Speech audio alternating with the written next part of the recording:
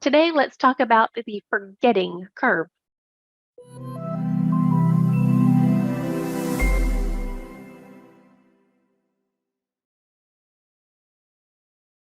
Have you ever tried to learn something new only to forget it shortly after? Or maybe you studied for a test but couldn't remember the information when it was time to take the exam. Or maybe you tried to pick up a new language but found yourself struggling to remember even the simplest phrases. This is a common experience for many of us, and it can be very frustrating and discouraging. But have you ever wondered, why do we forget things so easily? Why does it seem like our brains are constantly discarding even information, even when we are trying our best to retain it? The answer lies in what's known as the forgetting curve, a concept first introduced by German psychologist Hermann Ebbinghaus in the late 19th century. Ebbinghaus was interested in studying human memory and how it worked. He designed a few experiments to test the limits of human memory and how it decayed over time. In one of his most famous experiments, he memorized a series of nonsense syllables and then tested himself at various intervals to see how much he could recall. What Ebbinghaus discovered was that our ability to retain information rapidly decays over time. In fact, he found that we forget up to 90% of what we've learned in just a few days.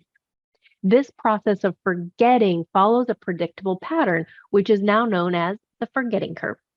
The forgetting curve shows that our ability to remember information declines rapidly at first, but then levels off over time.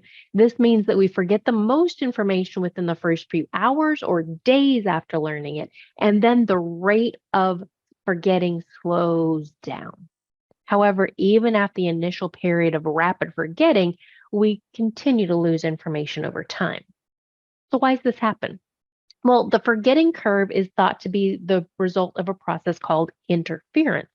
Interference occurs when new information disrupts our ability to remember old information. For example, if you learn a new phone number, well, if you try to learn new phone numbers anymore, if you do, it may interfere with your ability to recall a previous phone number. This interference can lead to the decay of older memories, making them more difficult to retrieve over time. Now, there are some ways that we can use NLP to help combat that forgetting curve and improve our ability to retain information. One strategy is to engage all four learning styles with emphasis on your own personal style.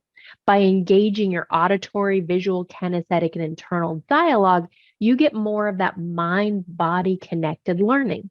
Now, we train all of our NLP programs using the format system, which was developed by Bernice McCarthy and incorporates the four learning styles plus appropriate meta programs to encourage more muscle memory of the learning. Second, clearing beliefs about learning and recall is also a great strategy. Often a person has lower level of recall because they have been told or believe that they're a slow learner, they have bad recall, or can't remember anything. We've already got this natural forgetting happening. There's really no need for the additional deletion of information because of a bad belief programming. Change the belief.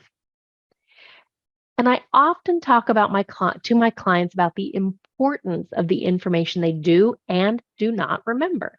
Very often, when something is forgotten, there's simply no value in remembering it. Sometimes we change the value a person places on remembering information, and that increases their ability to remember. And sometimes it's simply a matter of remembering that forgetting is a normal and natural process. It's kind of like when I buy new clothes and have to clear some out.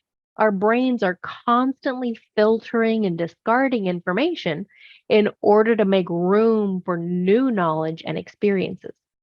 While it can be frustrating to forget something that you've worked hard to learn, it's important to keep in mind that forgetting is just a part of the learning process.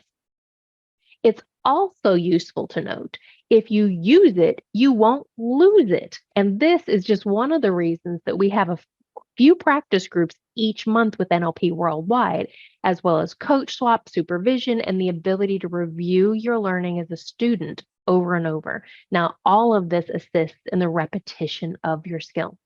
After all, your unconscious mind learns best with repetition and experience.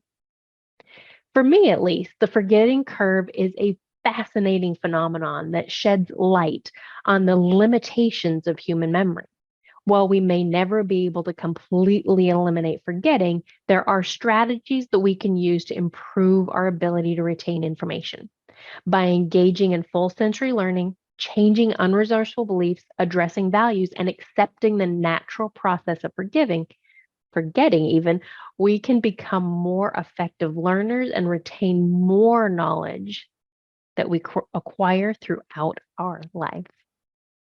If you haven't yet liked the video, please like it, subscribe it, share it, and I will see you next time.